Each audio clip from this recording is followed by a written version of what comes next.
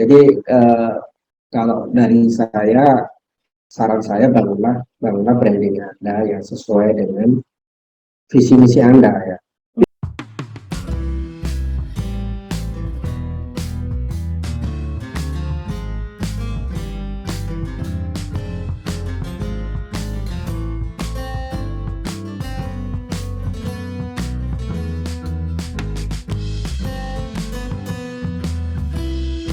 Terima kasih sudah hadir kembali dalam acara Protox Ramadan Series kali ini. Dan Protox Ramadan Series kali ini ada sebagai penutup dari rangkaian Protox Ramadan Series sebelumnya. Dan sekali lagi terima kasih telah meluangkan waktunya untuk hadir dalam acara kali ini. Dan seperti yang Bapak Ibu dan rekan-rekan lihat di layar monitor Bapak Ibu masing-masing, kali ini kita akan berdiskusi dan mewawancarai Pak Andi Rahman mengenai Masjid Al-Falah ini. Karena ini adalah sesi penutup dari Protox Ramadan Series kita. Kita di sini sudah kehadiran Mas Andi Rahman. Selamat siang, Assalamualaikum Mas Andi. Assalamualaikum Mas Andi. Waalaikumsalam warahmatullahi wabarakatuh. Terima kasih sekali lagi Mas Andi sudah meluangkan waktunya dan berbagi di sesi Protox Ramadan Series kali ini, Mas. Ya, sama-sama Mbak Aziza. Oke, baik. Dan seperti yang teman-teman tahu dan rekan-rekan tahu, jadi Masjid Al-Falah yang akan kita bahas kali ini jadi salah satu masjid legendaris yang berada di Surabaya ya Mas, yang sudah berdiri di tahun 1973 gitu. Dan ternyata Masjid Al-Falah ini dibutuhkan untuk merenovasi bangunannya ini sendiri ya Mas. Dan mungkin Mas Andi boleh cerita awal mulanya terima proyek ini seperti apa Mas? Terima kasih banyak Mbak Aziza dan Mas Bayu untuk kesempatannya ya. Ya ini cukup kreatif ya, sharing-sharing tentang masjid di bulan Ramadan ini ya. Jadi ini saya izin share screen ya. Ya, silakan Mas. Ya, silakan. Siang ini saya mau berbagi tentang satu proses mulai kami ya, yang ini prosesnya cukup panjang ya. Jadi, sebenarnya kita sudah diundang itu sejak Ramadan tahun lalu sebenarnya untuk ini untuk menjadi perancang masjid ini, tapi kan masjid ini kan memang karena yayasan ya dan ada tim audit dan lain sebagainya ya, jadi tidak bisa penunjukan langsung, jadi memang harus melalui mekanisme tender tertutup ya. Jadi di Al-Falah mengundang beberapa konsultan di Surabaya dan Sidoarjo ya untuk ikut tender gitu ya, untuk beauty contest, untuk presentasi sampai membuat penawaran gitu ya.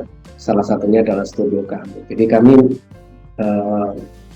dari awal terpilih sampai ya mungkin 3 konsultan, terus kita diminta presentasi ke sana ke yayasan sama takmir Al-Falah, dan akhirnya alhamdulillah kami yang terpilih sebagai konsultan perencananya ya, untuk renovasi Masjid Al-Falah itu.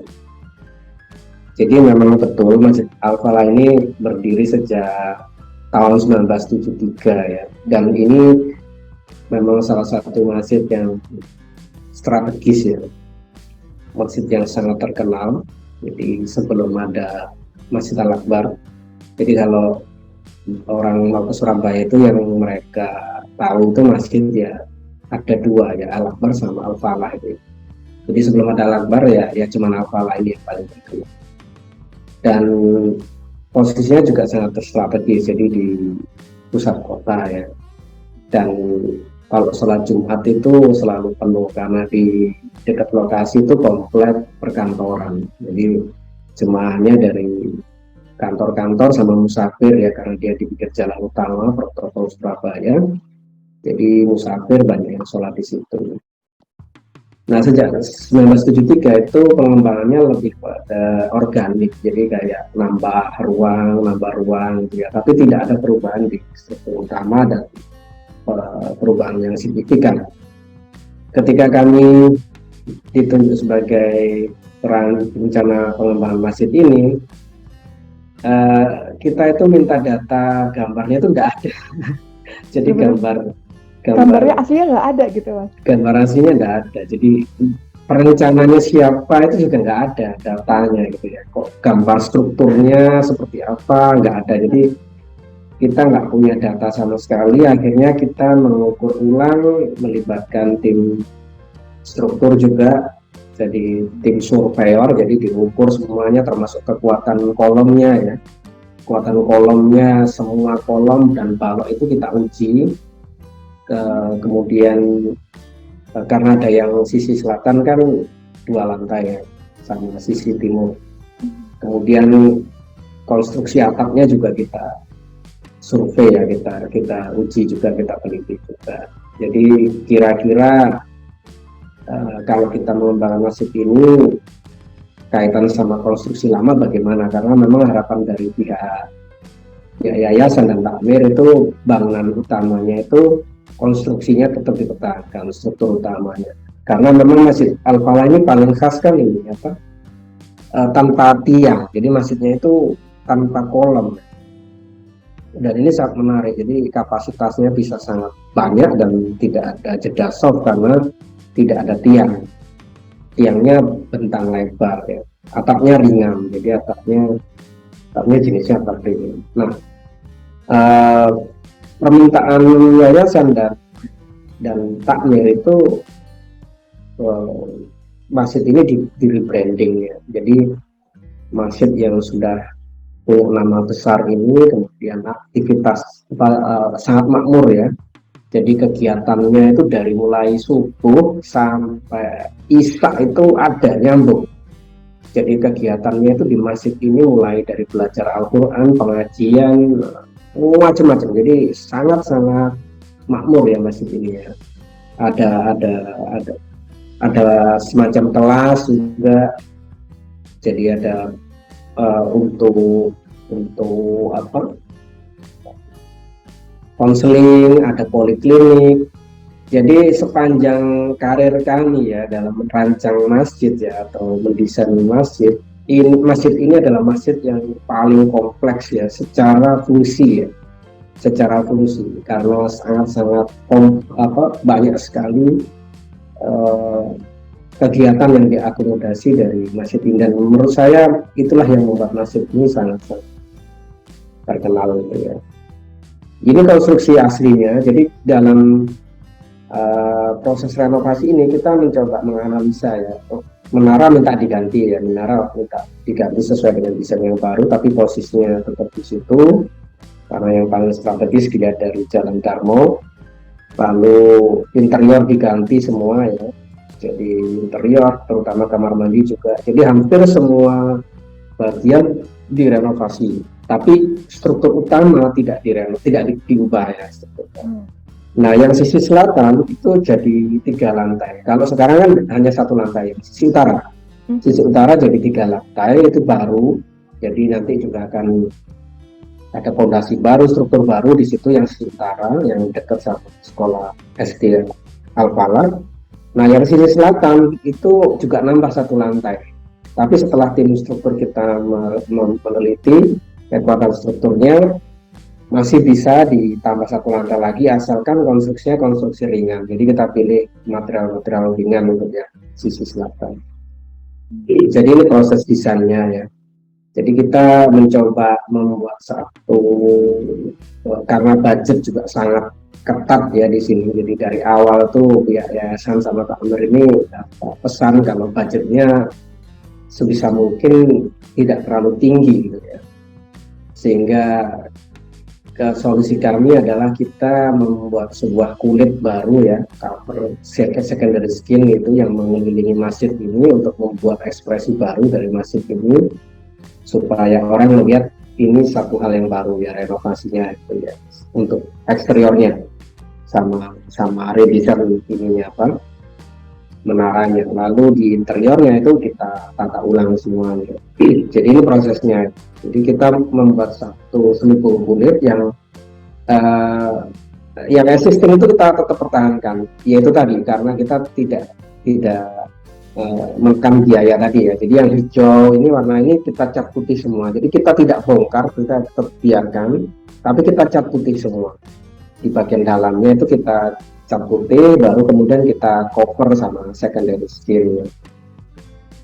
Ini jadi ini pengembangan yang baru ya. Jadi setelah kita coba tata ulang ya, kita atur ulang posisi kamar mandi, karena kan salah satu permintaan yayasan dan takmir itu kan jumlah tempat wudhunya diperbanyak itu ya, sama tempat toilet.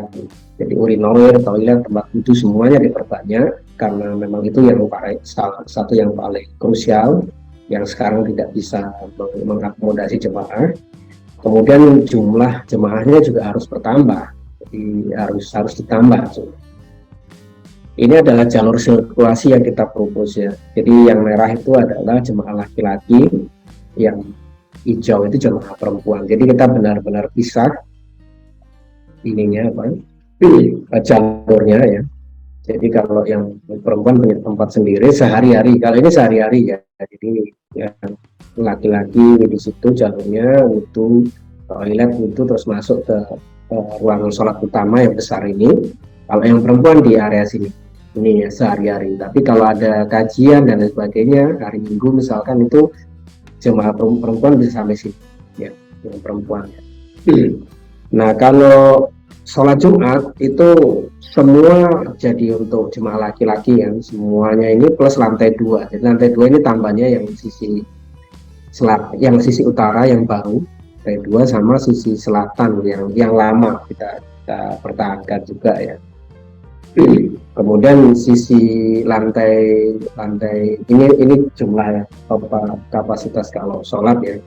Jadi tambahnya kalau dulu sebelum pandemi kapasitasnya adalah 1.500 jemaah. Setelah pandemi, setelah kita kembangkan jadi totalnya 2.700. Jadi naiknya 1.000 lebih ya. Ini jadi yang untuk ruang sholatnya, jadi semua yang 1, 2, 3, 4, 5, 6, 7 ini bisa jadi pakai sholat semua ya. Kalau sholat id misalkan ya, sholat id gitu ya, lantai 2 dan lantai 3 dipakai semua, jadi bisa dipakai. Kemudian lantai 3 fungsinya adalah untuk ruang meeting, kemudian ruang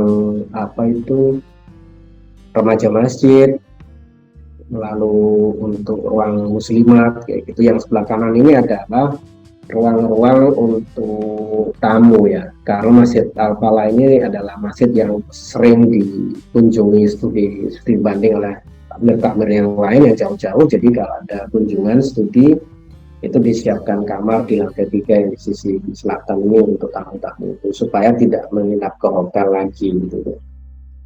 Jadi ini layoutnya yang baru. Jadi ini coba teman-teman bayangkan ini ya. Jadi kompleksitas dari masjid ini seperti ini gitu ya. Jadi banyak sekali ruang di sini yang memang betul-betul mereka butuhkan gitu ya, yang harus kita akomodasi di desain kita yang baru ini ya, yang berdasarkan dengan apa yang sudah mereka alami selama ini. Jadi semua ruang ini harus diakomodasi ya. Ini lantai 2-nya dan ini lantai 3-nya.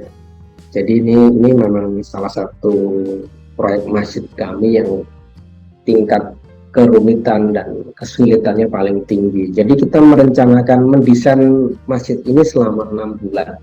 Proses berdiskusi dengan mereka gitu ya, revisi, penyempurnaan lagi. Jadi sampai benar-benar selesai itu prosesnya 6 bulan. Nah, sedangkan masuk DED itu juga panjang prosesnya, karena ini juga masjid yang sudah ada existingnya ya. Jadi proses DED-nya itu sekitar 6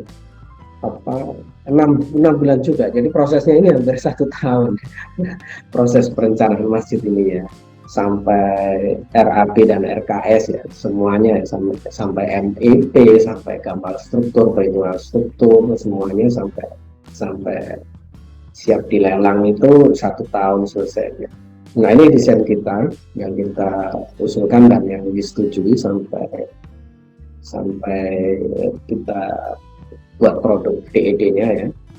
Jadi awalnya desain secondary skin-nya ini kita pakai papan silika awalnya ya, di board gitu ya, semacam BRC gitu. Tapi setelah dibikin mock-up sama beberapa vendor, ternyata hasilnya tidak optimal, sehingga akhirnya coba kita usulkan diganti dengan ACP. Karena kan mereka minta looks-nya itu seperti yang ada di desain kita ini, modern gitu ya. Sehingga akhirnya keputusan terakhir setelah dibuat mock-up-nya dari ACP, yang kita pilih adalah material ACP yang akan kita pakai untuk secondary skin-nya.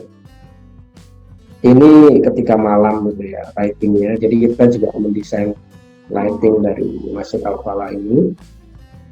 Ini dari sisi timur, kemudian yang pojok kiri bawah itu adalah main entrance-nya, jadi kita bikin juga satu tema dengan desain masjidnya, kanopi-kanopinya ya, dari bahan baja sama kaca, tapi kacanya jenisnya yang sinergi ya, yang tidak panas.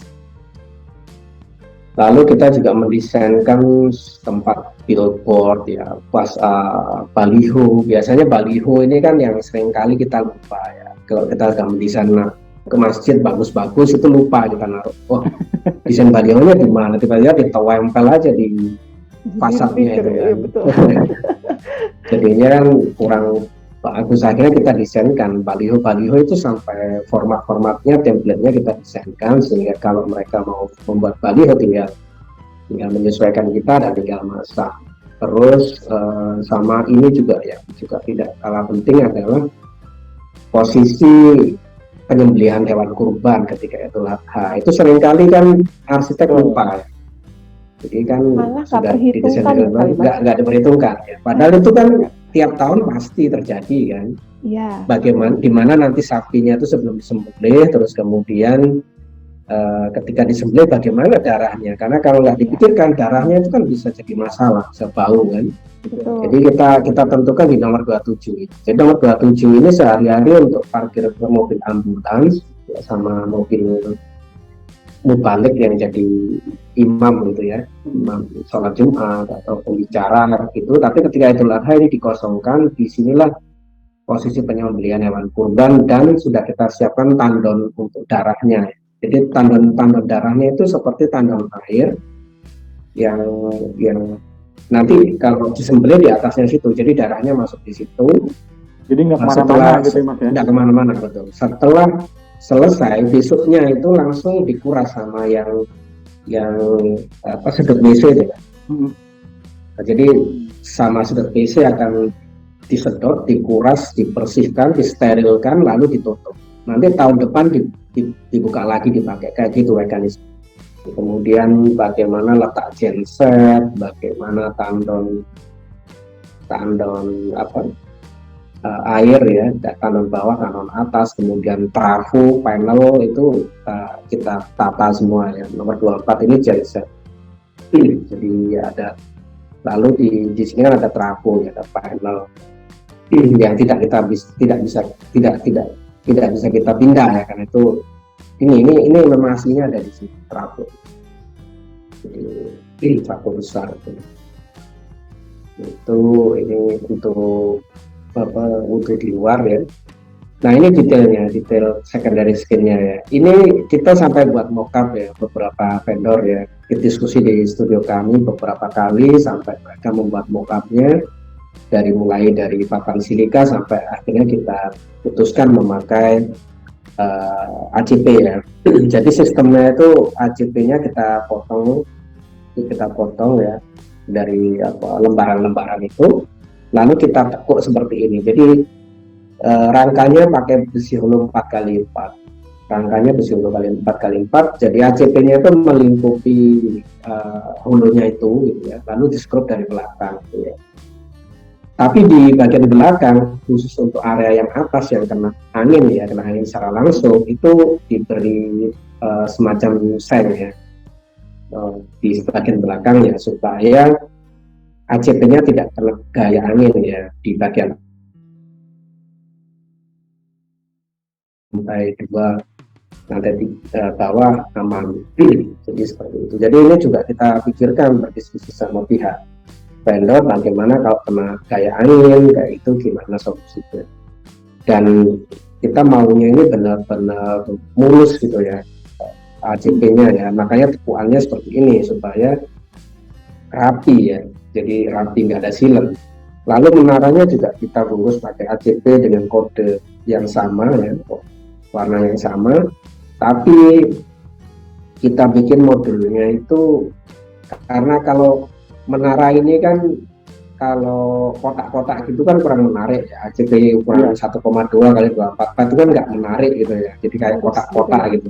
Jadi akhirnya kita pengen gimana pakai ACP, natnya itu kan harus diekspos, ACP nggak bisa disamarkan ya natnya, jadi natnya akan tetap kelihatan sehingga natnya itu yang kita mainkan gitu ya. Jadi kita membuat satu potongan-potongan dari pelipatan ukuran ACP supaya tidak membuang sama sekali ya. Jadi potongan-potongan ini yang kita render ya. Jadi tingginya ini tetap 244 tapi yang garis-garis yang vertikalnya ini yang dari potongan ini ada 1,2, 1, 80, 60, 40 sampai 20. Nah itu yang kita acak seperti ini. Dan ini disetujui oleh yayasan dan takmir ya. Jadi ya, solusi supaya tetap pakai ACP tapi nggak kotak-kotak gitu ya kan, biar kontemporer gitu. Ini kira-kira potongannya, ini potongannya CP, ini desain-desainnya itu.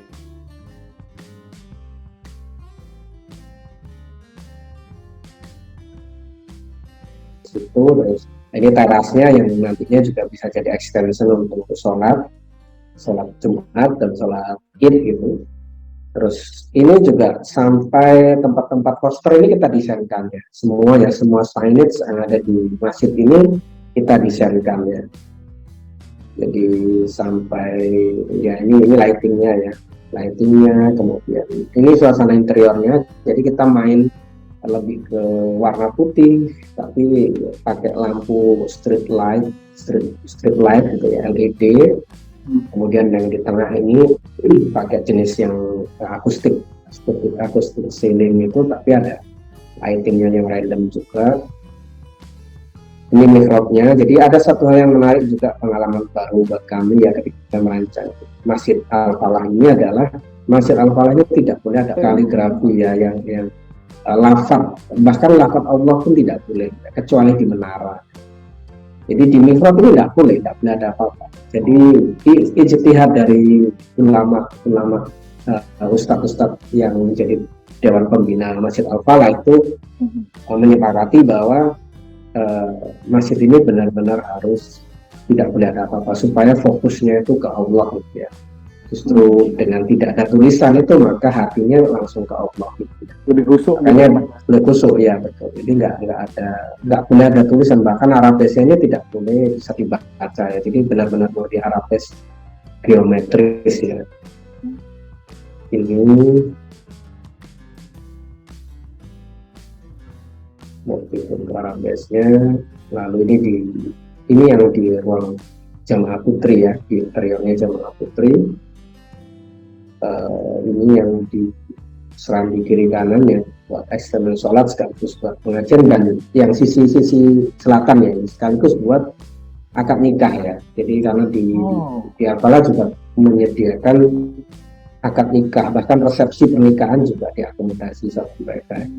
Jadi di sisi sini, jadi fleksibel ruangannya, yang di lantai 1, yang di sisi utara dan selatan. Jadi bisa buat kajian dan sebagainya. Nah ini kamar mandinya juga maunya modern gitu ya, bersih, memakai warna dominan putih dengan abu-abu gitu ya. Ini kesannya jadi kayak kamar mandi hotel ya Mas ya? Iya, betul. Mereka memang mintanya gitu. Ini nggak boleh kalah sama kamar mandi hotel ini. Siap. Jadi kayak gini ya, misalnya sesuai sama interior ruang sholat utamanya ya. Kita bikin modern sekali. Dan ini juga sangat lama untuk sampai disetujui, ini prosesnya panjang sekali desain kamar mandinya. Banyak sekali kita membuat alternatif sampai akhirnya mereka senang sama desainnya. Ini ya setuju. Jadi itu dari kita, dari saya ya. Mungkin nanti dari diskusi dan dari pertanyaan-pertanyaan teman-teman nanti bisa lebih berkembang. Dari awal sudah dikonsepkan dari owner tuh seperti itu Mas, gitu. Jadi sampai akhirnya Mas Andi tuh berpikir ya kalau misalnya tempat ini juga akan dimanfaatkan untuk hal-hal lain gitu ya, perlu ada signage nih gitu akhirnya. Iya betul. Jadi memang masih sebelum sih. Iya kok jadi nggak bersih lagi ya fasadnya sama ininya kok banyak sekali tempelan sama ini yang tidak semestinya. Berarti ini harusnya kita desainkan juga ini ya, space-nya termasuk ukurannya ya, termasuk posisinya di mana sehingga tidak mengganggu desain kita gitu ya. Tetap komunikatif, tetap strategis, tapi tidak mengganggu desain kita. Nah itu kan memang yang bisa mendesain kan kita ya.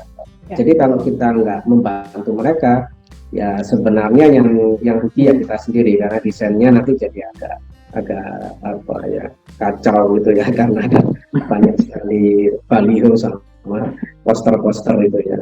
Itu sih Mas. Sehingga dari awal ketika proses desain di Masjid Al-Falah ini juga sudah kita sepakat sama mereka. Jadi kita sampaikan bahwa kita akan bantu didesainkan posisi-posisi baliho yang strategis karena mereka juga sudah punya posisinya ya sebenarnya. Tapi beberapa kita atur gitu ya, supaya nggak pas di bagian yang strategis untuk pintu masuk, untuk bagian yang paling menarik ya gitu. Jadi kita tata ulang seperti itu. Jadi itu kelihatannya sepele, termasuk yang tempat-tempat sama desain untuk poster ya. Kan biasanya ada poster yang ukuran A3 kayak gitu ya, untuk yang kajian-kajian, yang acara mingguan biasanya kan ada gitu kan.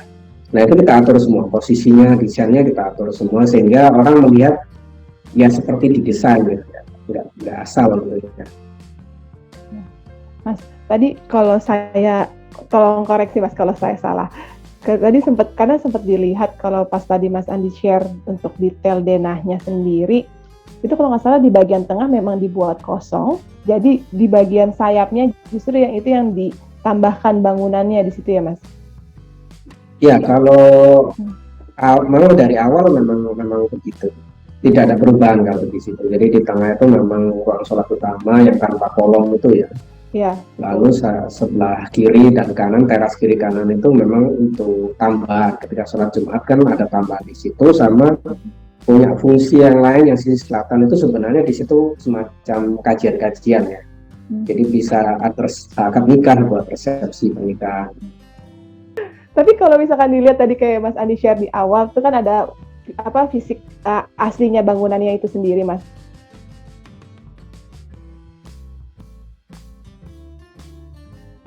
Sebenarnya di bagian sisi lain itu memang sebenarnya masih luas, masih ada lahan yang bisa dibuat dimanfaatin gitu Mas.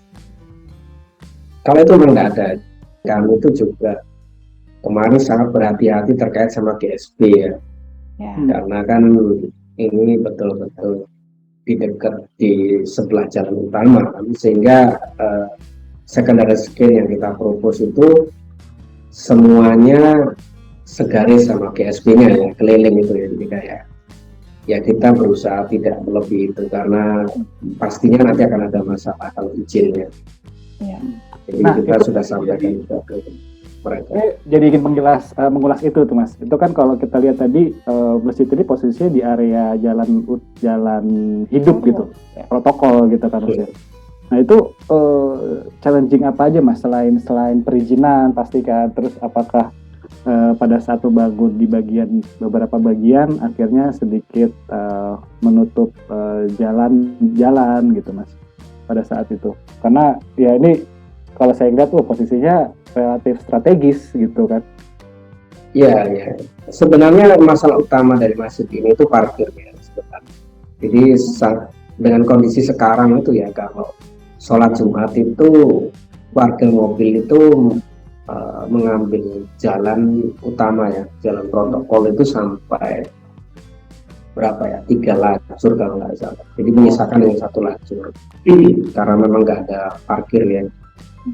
Nah di awal diskusi kami menyampaikan ke pihak yayasan sama takmir, kalau mau renovasi apa enggak sekalian saja ya kita total gitu ya. Jadi lantai 1 itu kita jadikan parkir semua, hanya sebagian untuk tangga untuk entrance gitu ya. Masjidnya itu di lantai 2 dan 3 kita akomodasi semuanya gitu ya. Kita optimalkan karena pasti pihak Pemkot akan sangat senang karena membantu Pemkot menyelesaikan masalah parkir. Tapi setelah pihak manajemen mereka berdiskusi ya panjang terkait itu gitu ya, mereka memang punya banyak pertimbangan. Salah satunya adalah ya tidak mau menggunakan sejarahnya masjid itu sendiri ya. Karena kalau memang dibongkar kan ya hilang sejarahnya kan. Ya. Nah di lantai itu, jadi masjid itu kan ya ustadz-ustadznya cenderung lebih memilih renovasi saja yang dan bahkan struktur utama tetap dipertahankan itu. Karena memang masalah itu dan anggaran itu yang sangat krusial dari pertimbangan mereka ya, sehingga akhirnya ya sudah putusannya begitu. Seperti itu sih Mas. Tapi itu sebenarnya karena dia punya masjid yang punya sejarah panjang ya, sehingga masyarakat tidak memasalahkan itu ya. Jadi dengan kondisi itu mereka tidak ada masalah, termasuk Pemkot juga. Oke, nah satu lagi Mas yang apa tuh yang ingin saya tuh cukup penasaran gitu ya, kalau pada saat membangun atau merenovasi sebuah masjid, biasanya apalagi membangun baru gitu, kita kan untuk membangun sebuah masjid itu harus konsep mengenai arah kiblat Mas. Nah pada saat merenovasi masjid ini, apakah ada pergeseran dan apa sih yang perlu diperhatikan gitu Mas, kalau untuk akhirnya kita menentukan arah kiblat yang betul gitu Mas untuk sebuah masjid? Ya, ini pertanyaan yang sangat menarik ya. Betul sekali, kalau kita membangun masjid sama merenovasi masjid itu memang satu hal yang paling krusial adalah arah kiblat ya. Ini ada satu cerita yang sangat menarik ya dari Masjid Al-Falah ini. Jadi Masjid Al-Falah ini kiblatnya itu tidak pas di Ka'bah. Jadi dia miring beberapa derajat gitu ya. Nah, dari dulu isunya itu kalau mau direnovasi kiblatnya diluruskan. Karena kan sekalian lah. Jadi sekalian udah renovasi masa nggak diluruskan sekalian. Dan ini sudah kita bahas, kita sampaikan dengan pihak yayasan dan takmir ya. Jadi pihak yayasan dan takmir bermusyawarah sendiri dengan pembina dan semua otoritas di Masjid Al-Falah dan memutuskan bahwa arah kiblat tidak perlu diubah dengan banyak pertimbangan ya. Insya Allah kan kapasitas ustadz yang menjadi pembina di Al-Falah kan tidak kita ragukan ya. Mereka punya banyak dasar, mereka punya dasar-dasar lah. Kenapa kok tidak diubah itu ya? Jadi karena memang salah satunya adalah yang paling signifikan ketika kiblatnya diluruskan ke Ka'bah, maka tujuan pengembangan yang pertama tadi itu tidak terakomodasi karena tujuan pertama pengembangan kan menambah kapasitas kan, kapasitas jemaah kan. Nah ketika kiblatnya kita luruskan itu banyak space yang terbuang ya, yang sehingga tidak ada penambahan, hampir tidak ada penambahan yang signifikan ya dari kapasitas jemaahnya. Sehingga dari pertimbangan itu dan dasar dari ijtihad ustadz-ustadznya, akhirnya keputusannya tidak diubah. Seperti itu sih.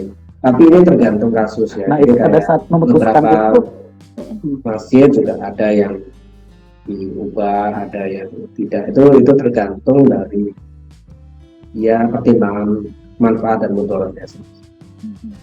Atau mungkin Nah, itu misalnya kayak Mas? interior ya gimana? Iya itu cukup lama. Mereka kan udah lama sekali membahas itu ya. Dan itu bukan ranah kita. Kita kan arsitek ya, desainer. Kita hanya sudah menyampaikan itu ya. Kita sudah menyampaikan bahwa ini ya idealnya sekalian aja kalau mau diubah, dikiblatkan sekalian. Karena saya juga banyak sekali dapat masukan dari banyak orang ketika mendesain masjid ini kan. Mas itu kiblatnya nggak ke Ka'bah loh. Tolong diakomodasi. Ya saya sampaikan kalau ya sama takmir. Tapi kan mereka punya pertimbangan sendiri dan itu di luar kewenangan kami ya. Oke, baik Mas. Ya silakan Mbak Ziza. Ya, Mas Bayu, ini saya mau bacain sedikit dari kolom chat. Di sini ada Pak Edit, beliau dari Kalimantan Timur, tapi dari dulu dari SMP, SMA, S1 sampai S2 tuh di Surabaya. Jadi cukup amazed karena masjidnya ternyata sudah didesain ulang oleh Mas Andi.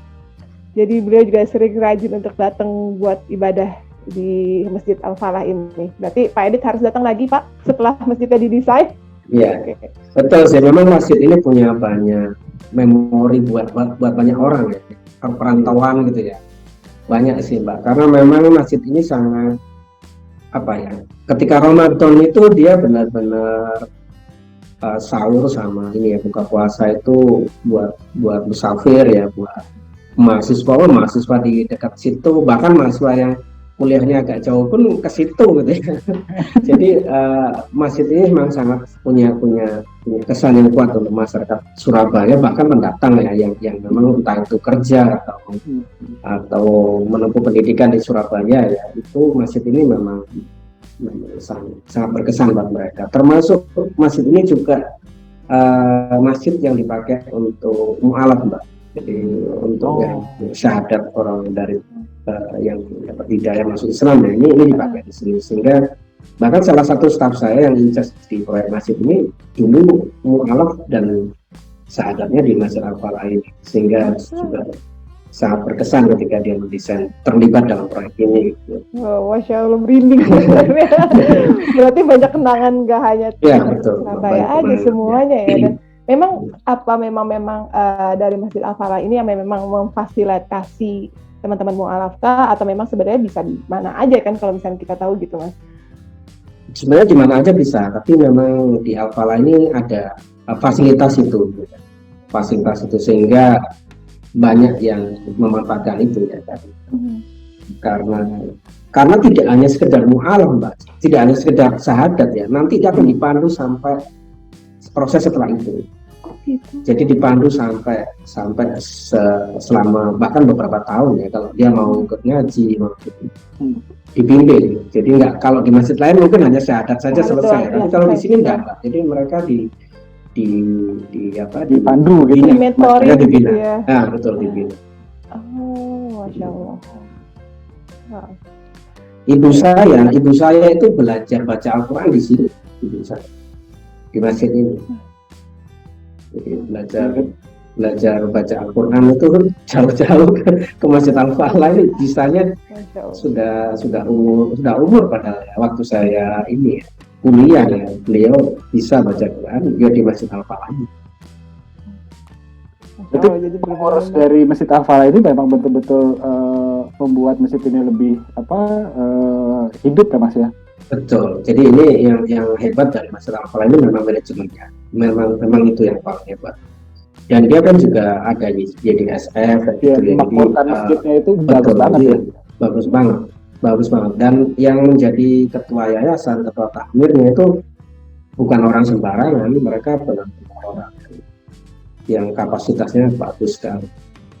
Mereka mantan direktur jadi perusahaan-perusahaan besar gitu, yang memang ingin mendedikasikan umurnya untuk memakmurkan Masjid Al-Falah.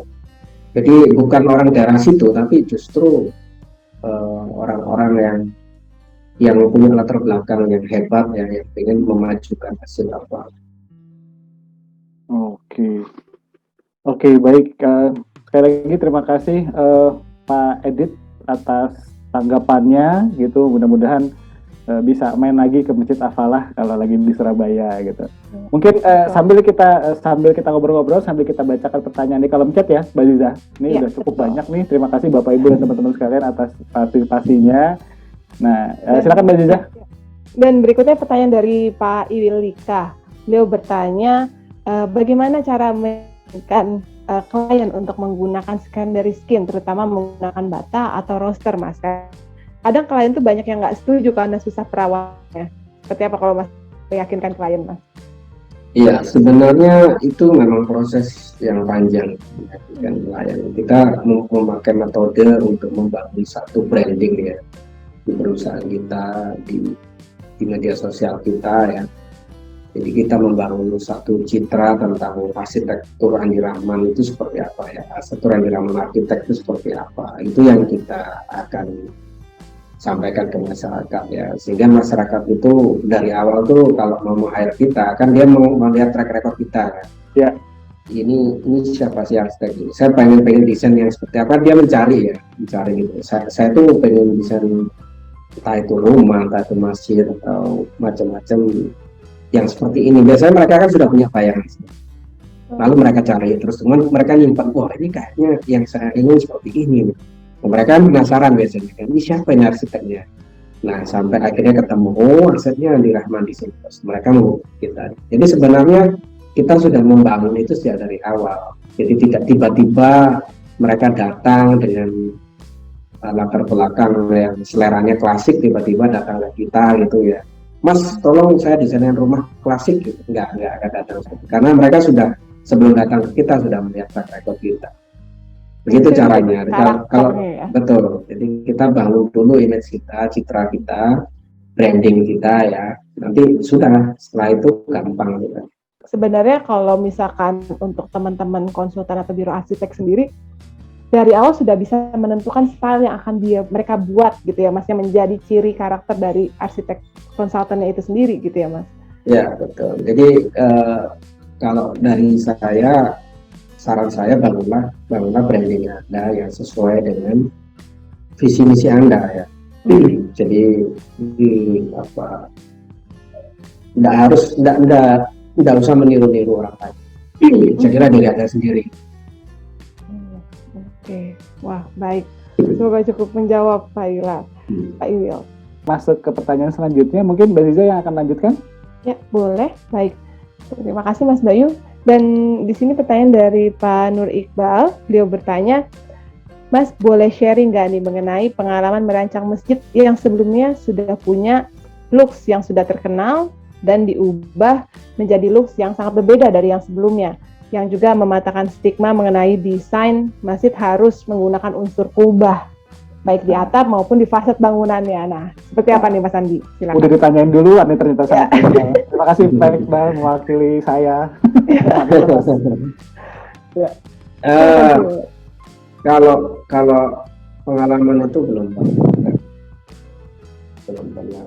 Cuman kalau tentang bagaimana semangat desain masjid kami untuk mengusung khasanah baru di dunia sektor masjid di Indonesia, itu memang spirit kami ya. Makanya tiap desain masjid yang kami buat itu kan memang tidak ada yang berubah kan.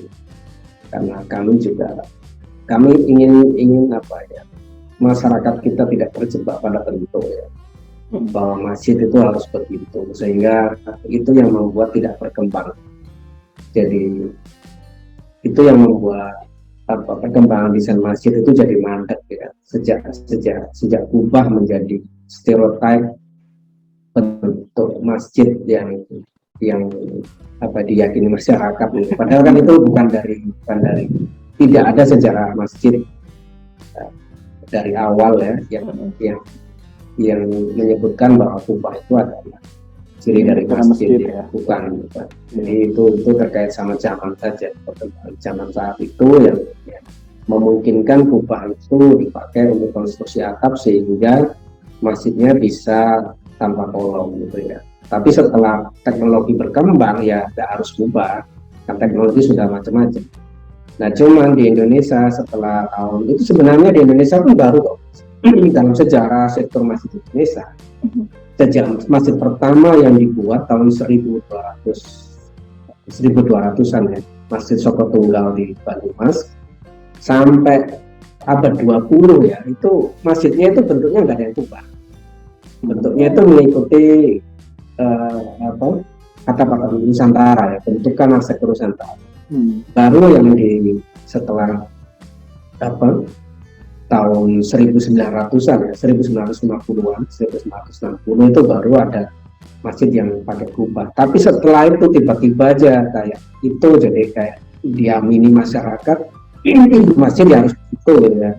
Sehingga kalau nggak begitu nggak masjid. Nah ini yang sebenarnya kami punya semangat untuk membongkar itu ya. Jadi masjid nggak begitu.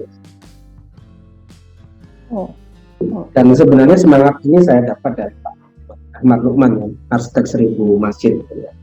Ketika beliau dengan sangat berani membuat rancangan masjid yang sangat revolusioner, Masjid Salman ITB, itu masjid yang tanpa kubah, yang menurut saya luar biasa ya, yang itu membuat masyarakat Muslim di Indonesia itu kaget, wah masjid begini dan bisa. Dan Pak Soekarno juga sangat suka, yang memberi nama kan Pak Soekarno. Jadi ya Pak, saya ingin meneruskan semangat beliau. Nah, Mas, saya jadi ingin menanggapi pertanyaan ini, Mas, sedikit. Nah, pada saat Mas Andi mungkin di Masjid Al-Falah atau masjid di desain yang lain gitu ya, itu kan desainnya itu tidak kebanyakan seperti masjid yang lain berubah ataupun standar sebuah masjid lah gitu, Mas. Itu sempat ada pertanyaan nggak, Mas? Mungkin dari masyarakat sekitar atau dari klien gitu, Mas? Iya, pastinya, Mas. Pastinya. Dulu di awal saya juga sering gagal. Jadi tidak mampu meyakinkan dan ya sudah saya ikut saja. Tapi setelah saya konsisten ya, saya berusaha untuk konsisten dan ya kalau memang ada yang meminta tolong saya untuk merancang masjid tapi bentuknya seperti itu, akan saya arahkan untuk memakai arsitek yang lain karena tidak perlu memakai saya, banyak arsitek yang bisa. Nggak usah pakai saya, pakai yang lain banyak yang bisa arahkan seperti itu. Jadi tapi kalau mau dengan kami, ya saya tunjukkan portfolio kami ya, desain kami itu seperti itu, semangat kami begini. Kalau mau akan kami bantu, kalau enggak ya tidak apa-apa, kami akan membantu yang punya semangat yang sama. Jadi begitu sih. Ya baik lagi, karakteristik dari desain kita sendiri itu memang mesti harus kuat ya, Mas ya, dan harus mempunyai juga alasan atau inputan gitu bahwa betul.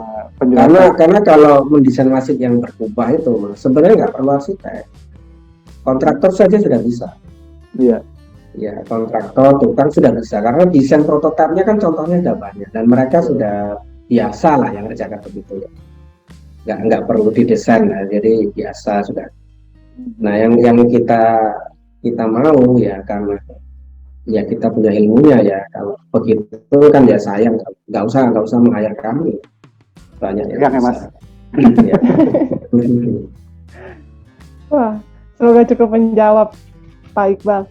Dan ini saya akan lanjutkan Mas Andi ke pertanyaan berikutnya dari Mas Asrin. Dia bertanya, di Indonesia ini mayoritas sama nih, kurang lebih sama bentuk masjidnya, juga tipologi masjidnya Timur Tengah dengan menggunakan kubah, sedangkan desain Mas Andi ini jarang berkubah, hampir dibilang jarang untuk menggunakan kubah. Nah, tadi menggunakan bagaimana meyakinkan klien, tadi seperti yang Mas Andi sampaikan ya. Jadi sebenarnya sudah cukup menjawab dari jawaban dari Mas Andi yang tadi. Saya akan lanjutkan ke pertanyaan. Sebenarnya belum menjawab Mbak tadi, Mbak. Kayaknya belum menjawab. Silakan. Bagaimana meyakinkan? Jadi gini, ini saya berbagi satu rahasia ya. Mohon disimak dan dicatat ya. Karena memang ketika kita membuat satu usulan desain yang baru ya buat mereka itu mereka pasti pro kontra dari pihak. Kan yang biasanya meng-hire kami kan takmir gitu, takmir masjid ya. Jadi dalam takmirnya sendiri itu mereka akan pro kontra, apalagi dikeluarkan ke jemaah. Nah ini lebih rumit lagi, lebih kompleks lagi ke jemaah. Permintaannya macam-macam gitu ya. Jadi beberapa proyek kami yang berhasil ya, yang baik yang sudah terbangun maupun dalam proses pembangunan yang masih sesuai dengan desain kami, itu kuncinya ada di ketua panitia pembangunan masjidnya sama takmirnya. Jadi kuncinya di situ. Selama mereka punya visi yang sama dengan kita dan mereka punya komitmen untuk merealisasikan desain yang sudah kita sepakati bersama, insya Allah akan terbangun sesuai desain kita. Jadi kuncinya ada di mereka, bukan di kita. Karena kalau kita ya sama jemaahnya langsung dilipas gitu. Masjid kok kayak kantor, masjid kok kayak mall, masjid kok kayak ini gitu sudah. Masjid kok kotak-kotak gitu. Iya. Daripada kita debat sampai berbusa meyakinkan mereka yang mereka sudah dari awal tidak senang dengan desain model begitu kan. Ya kita selalu sama internal masjid. Panitia pembangunan sama takmir. Urusan kita sama mereka. Urusan mereka untuk menjelaskan ke jamaah itu urusan takmirnya sama panitia pembangunan, menjelaskan ke jamaah sendiri dengan bahasa mereka. Nah itu relatif diterima karena apa, yang ngomong itu dari mereka sendiri kan, bukan orang lain. Kalau kita ini kan dianggap orang lain, dianggap orang lain. Jadi kalau kita yang presentasi ngomong ya, itu tidak presentasi ke jemaah tapi hanya ke internalnya masjid itu. Internal itu karena mereka yang konsolidasi sendiri ya, bagaimana menyampaikan itu dengan bahasa yang pas ke jemaah itu. Nah itu malah berhasil. Jadi itu pengalaman saya, soalnya kalau sudah presentasi ke jemaah, wah permintaannya sudah gitu. Tapi nggak bisa kita akomodasi semua. Kalau diakomodasi semua kan ya nggak mungkin juga. Makanya kan kita selalu yang intensifnya sama internal panitia pembangunan sama takmirnya. Selama mereka punya visi yang sama dengan kita dan berkomitmen itu ya, insya Allah akan terrealisasi. Tapi kalau enggak, ya pasti enggak akan terrealisasi. Baik, semoga cukup menjawab Mas Asrin. Tadi semoga sempat dicatat juga kiat-kiatnya dari Mas Andi. Dan berikutnya di sini juga ada yang punya kenangan juga nih Mas dengan Masjid Al-Falah dari Pak Putra Arif. Beliau bilang masjid kenangan, pertama kali datang ke Surabaya maghriban di masjid ini. Ramai banget, padahal masjidnya besar tapi isinya bisa penuh. Nah ini dia, memakmurkan masjid ini nih yang luar biasa dari Masjid Al-Falah ya Mas. Iya. Terima kasih kepada Mas Andi Rahman yang sudah membagi ilmu dan waktunya untuk hadir dalam acara kali ini. Terima kasih atas partisipannya dan untuk rekan-rekan, sampai ketemu lagi di sesi program Katalog Pro lainnya. Setiap hari Jumat kita ada Protox, kemudian setiap hari Rabu kita akan ada Product of the Week. Sekali lagi terima kasih Mas Andi Rahman dan terima kasih juga untuk para pembicara di Ramadan Series ini. Semoga ilmu yang kita berikan di sesi di Ramadan ini bisa menambah manfaat lagi dan menambah pahala lagi untuk kita semua. Seperti itu. Sampai jumpa. Assalamualaikum warahmatullahi wabarakatuh dan mohon maaf lahir batin. Kita ketemu lagi setelah Lebaran. Mohon maaf lahir batin semuanya.